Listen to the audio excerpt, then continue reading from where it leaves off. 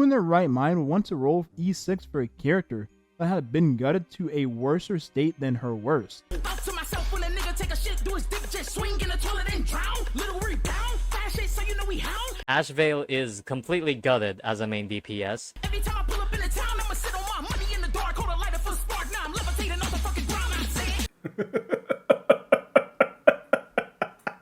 That's what only pulling your favorites does to you. So, I prefer keeping this channel 90% focused on character lore, stories, and all that jazz, but this has been annoying me for a while. The idea of meta and power creep in a single-player game philosophically already makes me pretty peeved. I'm a League of Legends survivor, and in that game, those terms made sense because characters and items got buffed and nerfed faster than you can say power creep. If a game is against actual people, you have to worry about how easy your main is to counter and how popular that counter is because there's only so much you can do about that. In a single-player game, all you have to worry about are monsters. I feel like I have to put some other stuff on the table when I say Aventurine is still meta. First off, I'm a simp, a good number of you already knew that. Secondly, I have always been a person who deliberately plays off meta. Only recently in Star Rail, but that's because in order to play off meta, you have to understand what the meta is in the context of a game and how it works before breaking it. To make it abundantly clear what I mean by off meta in the context of Star Rail, my main team is Aventurine, Treeby, Cypher, and Kafka. Is it good? No. Is it fun? Yes. Does it work? More than it should, if I'm being honest with you. I have made Preservation March as a sub-DPS kind of work. I need to work on her and test her more, but I'm dedicated. I can make it work, I promise. And look at that. My other build that I'm trying to figure out is Break Effect and Axa.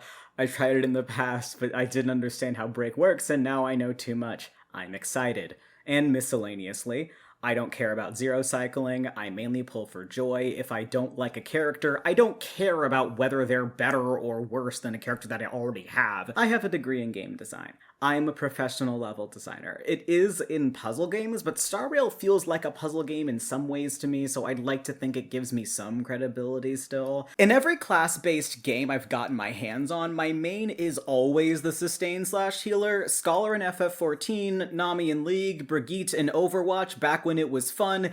You get it. The only exception is Borderlands, but that's because I actually trust the people that I'm playing with. Okay. Now let's talk about some ways Aventurine is actually better than New Danny Boy and not worse. And the anchor of that is a philosophy that I learned from Final Fantasy XIV. Doing damage counts as sustain, because it means that the enemy is dead in a shorter amount of time, and unfortunately, that is forced to be our focus in Star Rail anyways, which makes it a lot harder for me to have fun. Hi, it's Editing Fafnir. You might be hearing Editing Fafnir a lot because I have re-recorded, re-edited, and re-researched this video so many times that I am just so sick of trying to be fancy and rewrite the whole script to try and, like, incorporate this and make it make sense whenever new thoughts come into my head. Oh my god, stop texting me. So, something else that I learned from FF14 that I feel like no one is really keeping in mind whenever they try to compare Dan Heng and Aventurine is the did you die rule. Basically, the idea of that is that the sustain's job is not necessarily to keep your HP at 100% of the time. Your sustain's job is to keep you alive. If you finish the fight, and you finished it with no one dying, even if everyone is at like 1 HP, then the sustain did their job. If that is not the case, and everyone is dead or one person did die, then odds are you need to tweak your Aventurine's build. I'll get into building in a second, but for now, just a little note. Every team I have with Aventurine consistently does more damage than any team I have with Dan Heng on it, because as they say, a team is only as strong as its weakest link. Stats if you care. Wait, what do you mean my Anax is better than my Aventurine? But it felt kind of impossible to make it fair. My main team with Dan Heng was Sunday, Jade, and Anaxa. until I realized how much better and more fun Anaxa, Tribi, Aventurine, and the Herda was. Hey, good job, guys. This felt super off meta, so I was straight up shocked to see this as a popular team comp with the last MOC. I legitimately thought it was impossible to make these two work with Aventurine, which made me cry because they're some of my favorite characters, and look at them. This was an accident. I don't understand why they're so fucking strong. Part 1, the kits. Okay, so this already makes the idea of comparing them in the first place pretty awkward. Both of them are follow-up attack-based shielders, I will give you that, but a major difference is how their shields work and the extra benefits they give to your team. Aventurine gives your team 50% effect resistance, a bonus to your entire team's defense, and a refresh after being attacked. The defense thing is really underrated because not only does it obviously boost Aventurine's damage, but it also does a way better job of keeping your team alive in contrast to Dan Heng, who only gives one member of your team a 15% attack increase scaling with his own attack. It's nothing to sneeze at, but it only applies to one team member, and because it's attack instead of defense, his shields feel a lot flimsier, which is why he has to apply shields more often. They refresh at a fixed place in the turn order, which doesn't scale with his speed, and only gets action advance whenever that team member does an attack, or Sunday does Sunday things. So I don't know about y'all, but if I'm stuck in a position where I have to eat a lot of attacks with Dan Heng, I start getting legit scared. Dan Heng's shields also cleanse a debuff, and I don't know about you guys, but if I have a better chance of avoiding the debuff in the first place, I'm going with that. Just to make a quick U-turn back to the whole Soul Dragon refresh thing, if that team member's action gets delayed, or they eat a debuff like getting frozen, and the dragon comes after their turn, you're kind of fucked. I can deal with Anaxa having Oh my god, why am I so bad? And that's random and unreliable. I've had plenty of times where my main damage dealer missed their turn because the dragon didn't come back fast enough. Unpredictability is fucking terrible for a shielder because shielding isn't reactionary. Shielding is about avoiding damage, not compensating for when you do. It works in a game like FF14 because the shielder's kits are kind of designed around, oh fuck, my shield ran out too fast, let me fix that. And it isn't turn-based. Those shields will always be available. If I'm working with Aventurine, I know that if I let the enemy summon stay up, his shields will stay up longer and the enemy will take more damage because you get to max stacks way more often. If I'm working with Dan Heng, I piss my pants because even with Sunday, I only have one reliable source of information where I know when his shields are coming back, which is something that's subject to change, and even then, Dan Heng's shields aren't gonna do more damage unless he's used his ult already. Aventurine also gives himself a really massive crit increase scaling with his defense up to 48%, which incentivizes making his shields even better while benefiting his own damage. There is absolutely nothing in Dan Heng's kit that he, as an individual unit, can actually benefit from besides the shields themselves. I'm blind. The bondmate thing does make Dan Heng leech some attack off of his bondmate. Any bonuses from his kit only go to a singular ally. Even Aventurine's ult benefits the team more. And unlike Dan Heng, you don't have to rely on it to be your main source of damage. Part 2, the hypothesis. So, I had an epiphany that feels painfully obvious in retrospect. People do just be saying shit! Yeah, everyone says Dan Heng power crept Aventurine, but has anyone actually bothered to prove it? Has anyone ever sat down, plopped them into Memories of Chaos with the same team, same fight, and same stage passive? No! And if you're telling me someone did, you're a liar! Quick question. How is meta in Star Rail even figured out? Going back to my League of Legends war stories, meta in that game is something that both makes sense to track and actually has one definitive clear stat that can be easily used to figure out what makes a character good or not.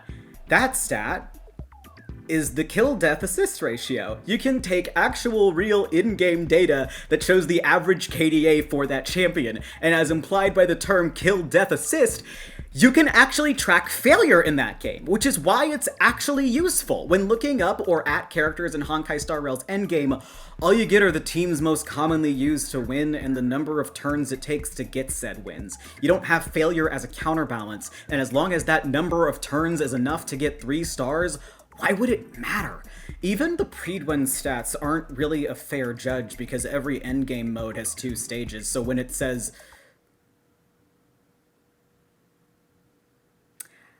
a get to that later. When it says Aventurine finished MOC on average in 9.33 cycles with the Recluse set, what does that even mean? Who else was on his team? Which half of MOC was he used on? Was it the team that did the most damage? What were the stats on that relic set? You see what I mean? There are like plenty of niche characters and builds in these modes that are extremely viable and possibly better than what's considered meta, but still unpopular, but no one will ever know because the majority of people are always going to prioritize their newest character. Let's look at 2025 actually. So this is August 24th, 2025. When was Hyacinth released? May 21st, 2025. Okay. Okay, so as you can see, everyone was considered top tier. I don't know why Aventurine was on a neighborhood watch list. Will it tell us? Or did that part of the page not get saved? Characters are ranked with appearance rate, which is how often a character was used in Apocalyptic Shadow by the players who we have scanned, regardless of whether they own the character or not. Ownership rate currently cannot be obtained. So how can you... This feels like they admit that they can't really make a fair comparison. This is April 30th, and she came out in May, so let's try to reach that point. So this is when Hyacinth was released. Hyacinth was released, and then knocked Aventurine down. Even though, just to make it abundantly obvious, nothing about Aventurine changed between this time. This was before the new relic set came out. This was before New Dawn Hung came out, and nothing changed. Nothing about his kit changed. Nothing about his damage output changed. It's just that a new character came out, and suddenly he's considered not as good as he was before.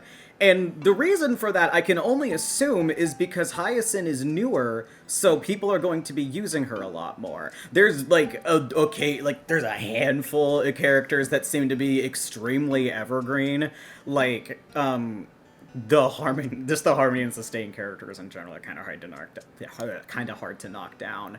Robin's never gonna come down from here. Robin's too useful. Robin's too universal. I was so lost in the weeds that I forgot to look at the whole ass forest. Do we not see that the top tier sustains... Oh my god, I have to move my face. Do we not see that the top two sustains are the most recent ones? And then the ones that are below that are the ones that are like slightly older but not as much. And then like these older ones are at the bottom. Like this is not even is this even a tier list? Because it's more like a list of sustains from most to least recently released. Right? Am I right? Please tell me if I'm hallucinating. I think the only little wrinkle in this is like the Loka Fushwan thing, but again, I don't stand by that. Actually, let me just block myself out. We've got Daniel and Hyacinth up here, the two most recent sustain units.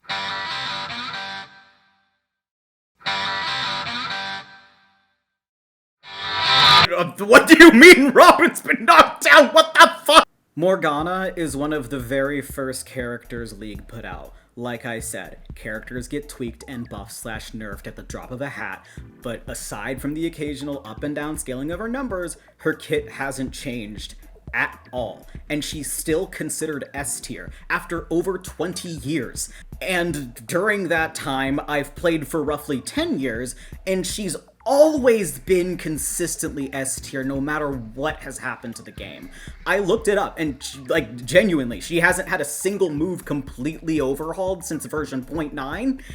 And she's still really good. Every time Star Rail gets a new character, they're always bumped to S tier and dragged down when newer characters don't have synergy with the old ones.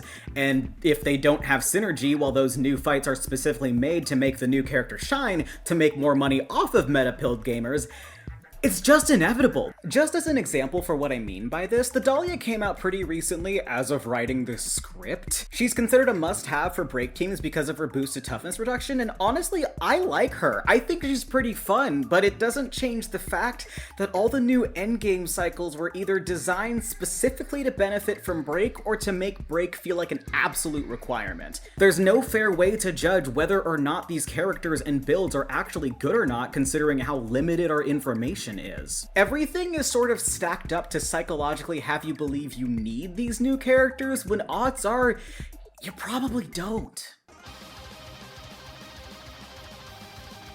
When I realized the huge differences between their two kits and the fact that they inherently benefit from different things, I immediately realized that this just isn't going to be a fair comparison to make. It doesn't matter how equal my investment is if the synergies aren't one-to-one. Dan Heng needs Sunday to make full use of his kit, and Aventurine is unfortunately pretty bad with Sunday, especially if you're using an Axa. I tried a handful of different teams for this. I tried the best I could to make their teams as similar as possible without adding units that will actively make using either of them worse. And then I remembered my Anaxa and Thirda can turn anyone into Swiss cheese, so if anything can be a fair judgment, it's how long these two teams take to clear the fight. And guess what? They both finished the fight with the same number of turns left. I fucked up and did not actually give them the same team like I said that I would. I remember... Was this MOC, like, really easy or fucking terrible? I don't remember. Oh yeah, it was kind of fucking terrible.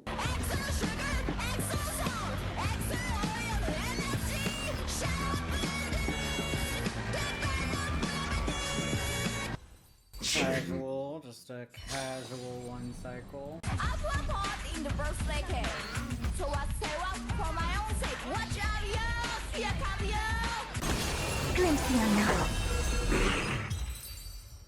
Okay, actually, it took a turn longer. But if we're talking raw numbers, according to Fribbles, there is a 1.2% improvement between these two teams in favor of Aventurine. So, Aventurine is mathematically better than Dan Heng, and depending on the fight, can be very cleanly swapped out for Dan Heng. Even without Lushaka's and the Recluse set, out of curiosity, I plugged that possibility in too. He's still better than Dan Heng, even though that set is objectively worse. Look at the numbers, this shit's so... You gotta make sure that your eggs are in the right basket when doing this shit, and if my eggs are in the wrong basket, I'm gonna be shooting myself in the foot here. In fact, because we only see one type of egg, it's possible that all of our eggs are in the wrong basket. Part 4, Investment 101. There's always all this chit-chat about vertical investment, which makes me insane because considering this is a game where the most buff damage type changes, doesn't horizontal investment always make more sense? I do think that the whole damage dealing type that is the most buffed changing every patch is really important to keep in mind, and honestly, in my opinion, the biggest anchor behind the argument that meta is pointless to follow. It's hard to do my examples of Starward mode now. Starward mode fucking butchered my teams. I have to move everyone around now. I don't know what works anymore. What I would always run is Ashvale, Treeby, Aventurine, and Cypher. I ran this because this is like my highest investment characters, and honestly, even though it's a very brute force boss, the team worked really well. Like, it was so good that even before, like, because I was really struggling because I don't have Cyrene or Hyacinth. Like, even without that being done, I still managed to get the first half of this done with this team just fine. But then, you know, the second one I got bodied. But after clearing them and getting the night done, it was just like so cut and dry. This is my first day non-clear, so I'm like really proud of this one, honestly. Full Wish is terrible with Monorem. Monorem is supposed to be like the team, like the most busted team. They can't do shit against Full Wish. I don't know why, but Full Wish is just really, really bad against Monorem. And I managed to use my same team, and it managed to work out really fucking well. This one was a massive shill for Emblade and Ashvale. I did try to run, actually, Aventurine and Cypher here, but they just, the buffs just did not work well enough for them. What were the buff options again? Increased damage dealt by all ally target 30% after each time an ally target defeats an enemy target. Additionally increases the damage dealt by this unit by 3%. This effect is stackable. Ah, God, but... Which, I mean, is okay, but decreasing the fire resistance and lightning resistance by 60%, that's fucking dumb. So for, like, this MOC, I managed to run... I had to run Break. I didn't have any other option. If I remember right, it was the shitty fucking, like, Glamoth guy. So, honestly, from my experience and what I've seen, Break is the only thing that works against that guy. Last time I ran my Hypercarry Axa team, and this one, I don't know what the fuck I'm gonna do for Starward mode since I have to rip Ashvale away. I have to rip Ashvale and Treeby away from Aventurine and Cypher. It feels like the Backstreet Boys are breaking up because I've been using this team so much lately and it's so fun. But I can't use them anymore. I have to move everyone somewhere else because of this fucking 3-team goofy ass shit. An Axa, Hypercarry, and this team, fastest clear I've ever had. I got it done in 6 cycles. Usually it takes me like 9 or 10. But I couldn't use them this time. To me, this is the main reason why following meta in terms of how it's done right now is completely pointless and a complete waste of time. Because it's only tweaked with every new banner, pretty much. Or every new, like, MOC or whatever. That should be a complete overhaul, in my opinion. Because there's definitely, like, some characters that I doubt anyone fucking used that are totally valid, like this Cypher Seality that I used out of desperation because I couldn't use my Hypercarry Axa because Sunday was too busy over here.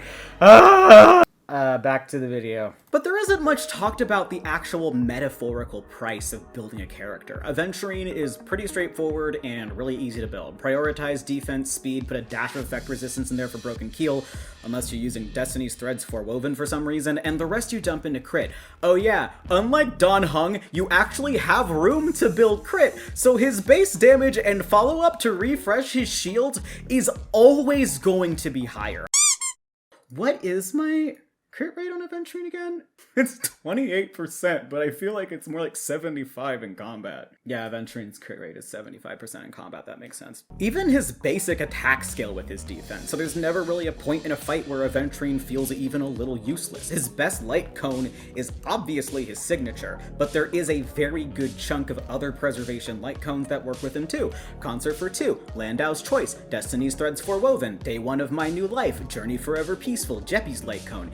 Even though his build doesn't have all that much wiggle room, at least his light cone does. Dan Heng, however, is useless with any preservation light cone but his signature. They're all bad. Journey Forever Peaceful is okay, but that's locked behind the battle pass, which sucks ass for a free-to-play character. All preservation light cones have higher defense than attack, and Dan Heng's shields scale with his attack. So I've been seeing a lot of people actually ditch using preservation light cones entirely in favor of a light cone that has better attack stats. And for those of you that aren't in the loop, if you use a light cone that's different from the path the character follows, the light cone's ability doesn't work. So basically, some people are willing to give up an entire extra ability in favor of making his shield actually good and usable. I felt like it was worth looking under the hood, and I will say, this is the most baffling thing about his character to me. His shield scale with his attack. He was designed that way. He was built in the lab that way. Why is his base attack so fucking low? They can clearly change these numbers. This is why he's free. His base stats fucking suck ass. And this is the core reason why those percentages are just a cheap trick into making you think the shields are stronger. Doing my very best, getting a build that is considered S+ in accordance with Fribble's rules, I got a whopping 2,861 attack. My stupid ass Preservation March DPS is on her way to having a higher attack stat than fucking Dawn.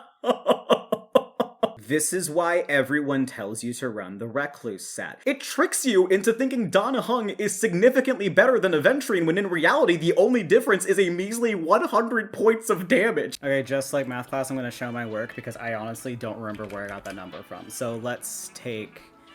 Dan Heng's scaling is 2956, and it scales with 20%, and then we add 200, and then multiply that by 3, and the relics give him an increase, so that's going to be times 1.22, so that's 2,895. And Aventurine's is 4678 times 0.24 plus 320 times 2, and then that's times 1.2.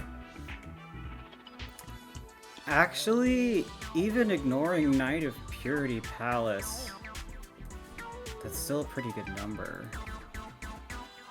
I feel like my math has to be off, because I don't remember the difference being that high. I'm gonna break out the good build and find that number and plug that in and just see what happens. So this is my off-meta Dan Heng build. So first off, the attack is way better. It's 3456, and all of this is still the same, but his relics are a little bit different. Some of you might already know where this is going, but he gets a 24% attack increase, which makes the total, let's see. Okay. Yeah, so my... Even if you care about shielding, my off-meta shit is better. Are you serious? Why is no one building him like this? The Recluse set also gives you 15% extra crit damage. Aventurine's ult gives you the same thing, and if you're trading those 100 points for 50% effect resistance, a sustain that can actually crit, and one that makes enemies take higher crit damage without sacrificing his own base damage. I actually found a pretty decent solution to this problem while I was trying to run my experiments, and a pretty clear reason why I hate the idea of meta in this game so much. Sometimes it's just wrong! Do not use the Recluse set. This set is bait. Do not build him like this. Build him like you're building Robin. Robin scales completely with attack, so the popular way to build her isn't with a complete 4-piece set. It's a combination of 2 sets, Musketeer of Wild Wheat and Prisoner in Deep Confinement. The reason is because their 2-piece benefits are both boosts to your attack stat. So if you use this set on Dan Heng, you have a 32% bonus to your shields and basic attacks, which, like Aventurine, is the only move you will be using on his turn, instead of the pathetic 22% shield only bonus given by the Recluse set. Literally the only thing you're missing out on is the crit damage increase, but if I'm swapping out 15% crit damage for 32 shields and actually noticeable damage from my sustain, I'm going with the 32% bonus, but that's just me, man. I didn't tell you, but I did actually try running this specific scenario in my series of experiments. My off-meta build did noticeably better than my on-meta one. Like, out of all these experiments, that one took the least number of turns, and my Aventurine's previously on-meta build did better than Dan Heng's on-meta build, so this isn't just a matter of numbers on paper, but actual field testing on these theories too. Okay. Oh, God, I could only pop one knuckle. That's so fucking weird. I better show you guys what's up my sleeve, huh? So... DHPT, I've changed his build quite a bit since I originally wrote this script and everything. I've changed a lot since I've originally wrote the script, to be honest. Like, I can actually make Dan Heng do damage now, which is really nice. But, so the secret is City of Converging Stars. In my opinion, this is the most broken relic set in the entire game. I don't know why the fuck they let this happen. So, if you really want that crit damage increase from the Recluse set, you got it! When an enemy target gets defeated, increase crit damage for all allies by 12% for the rest of the entire fight. And when the Were uses a follow-up attack, increases their attack by 24% for 2 turns. So every time the dragon attacks, it resets. Let me see. So in combat, because I also run him with Robin now, I thought that Sunday was the key, Robin is significantly more important because she boosts his attack by like a shit ton. So let me double check what her ult does. So ult gives 22% plus 200. With Robin and fucking City alone, you get like a 44, 45, you almost get a 50% attack increase just from that.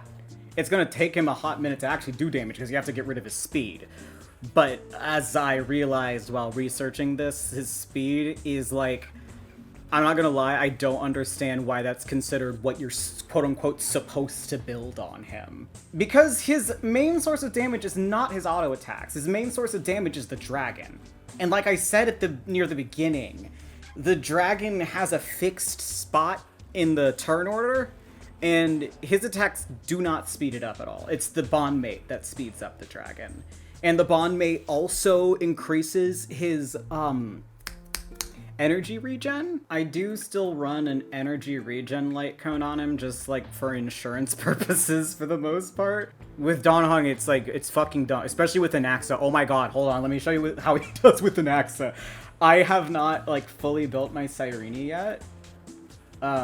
She still needs a bit more speed, but the damage is still really fucking stupid. The fact that he's out-damaging my... Oh, what the fuck was that?! I have to say he's out-damaging my Anaxa, and then I saw 8 million, and I got so fucking scared. What the fuck was that? What happened to my fucking game? At the end of the day, Aventurine hasn't been power crept, like, at all. As long as you have Sunday, and if you don't, Don Hung feels objectively worse. The only real difference between the two of them is their synergies and how much easier one is to build than the other, because even though I broke out the calculator, it's really all about personal preference. The only reason Aventurine has a massive leg up is because he has noticeably higher personal damage, and he's significantly easier to build. You actually have room to build crit on Aventurine because you don't have to dump all of your stats into making his shields work. Why is the Recluse set meta on him? The idea of running this set on Aventurine makes me feel the same way I did when I saw people getting memorial tattoos of Brian Family Guy. It just makes me so sad and melancholic to see people act this way on something that feels so painfully obvious. If shielding is really that important to you, the Recluse set actively makes Aventurine shield worse while sacrificing his damage. Knight of Purity Palace gives 15% defense and 20% shields, technically a total of 35% shielding. Not to mention it makes it way more likely he'll actually hit that defense breakpoint to add 50% to his crit rate. Self-Enshrouded Recluse gives 22% extra shielding, and... you know what else would give you better shields? My mom! Better stats that'll help your sustains actually do damage. I thought that's why Lingsha and Hyacinth are so popular. Why don't you apply that logic to your shielders too? Kind of feels like Star Rail wants to make the healers do damage, but not the shielders for some reason. But yeah, back to this being all chalked up to preference. I prefer to run a shielder that can prevent debuffs over one that can clear them. I prefer to run Sunday with Don Hung because I know when his shields come up and have an easier time adapting. I prefer keeping my light cone buff instead of trading it for stronger shields.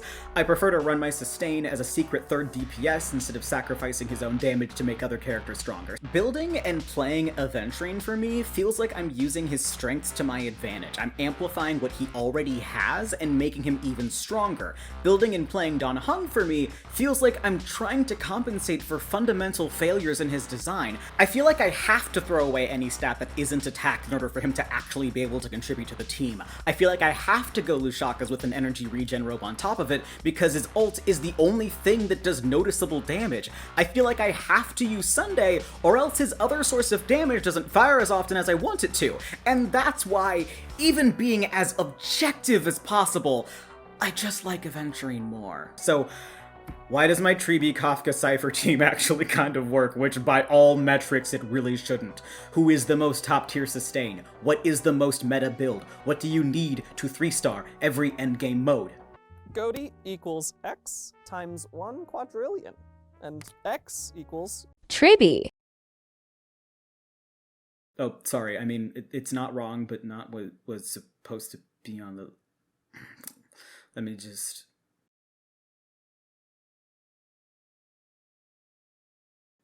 Okay, that's better. I bet some of y'all thought it was Eidolons, didn't you? I work in a creative field not in California or New York.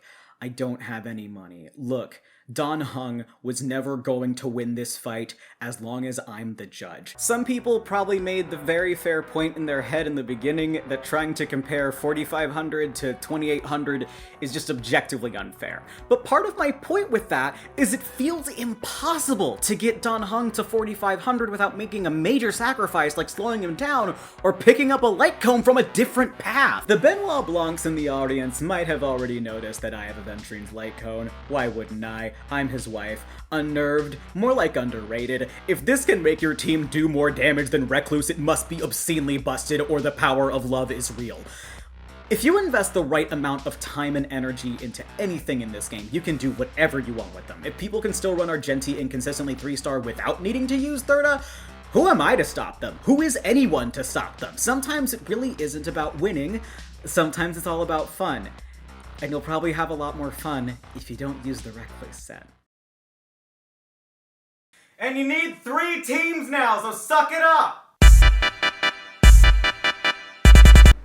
Okay, sorry, I may have wanted to rage bait people a little bit. Because I knew a lot of people, I know a lot of people are probably thinking in their heads and screaming, this isn't fair. Aventurine has 4,678 defense.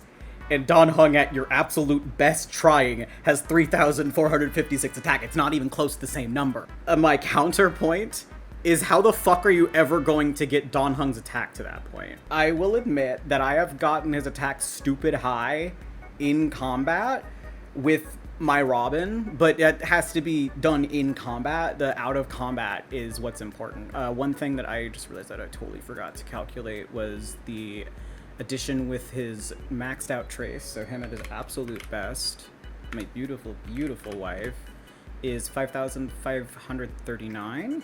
And let's try to take this number and just apply it to, vanilla DHPT.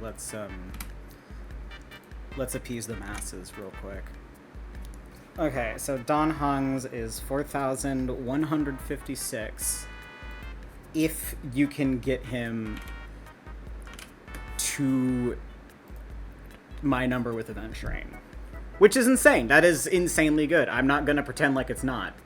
The thing with Don Hung, and probably why a lot of people are saying that he's better than Aventurine, is the fact that Aventurine has what I hesitate to call anything other than the Yusuke problem. For those of you that don't know what I'm talking about, which is probably like 99% of you because I don't know who plays Persona 5X, but they are not in my hemisphere of influence at all, Yusuke is a DPS who scales off of defense. And he is an insanely good DPS. He does really, really good damage. That's last I remembered. It's been a really long time. I've honestly taken a break from the game, but back then, when I played, he was really good. And he just had this problem where all the buffers buffed your attack, and he doesn't scale with attack. So he didn't have anyone that could really work with him except for debuffers. I remember that I ran him with Rin, I'm pretty sure. He didn't really have that luxury of being able to be buffed. Aventurine is the same way. No one buffs defense. People buff HP, and people buff attack, but no one buffs defense except for Aventurine, which is honestly kind of crazy to me. Don Hung is a lot more flexible in that sense. Like, he works...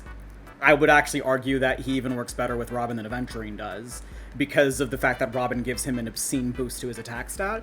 So the problem, and why I kind of wanted to ignore this initially, is who the fuck is going to be able to get DHPT to this attack number without using like a Hunt Light Cone, like I said before, that I just inherently philosophically object to because I don't want to throw away an extra skill. But if you have Robin on his team, this number is extremely realistic. Like, this is about where his attack gets to whenever I'm using my off-meta build with Robin on the same team. I know that I said before that I think Sunday is, like, pretty crucial to Don Hung working.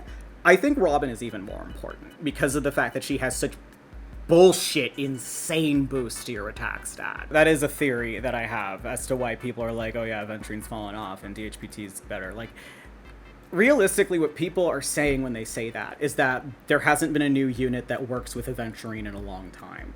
He works stupid good with Ashvale. I honestly, personally prefer using him with Ashvale than DHBT. I know I'm gonna fucking die when his SP comes out, because I love the beach.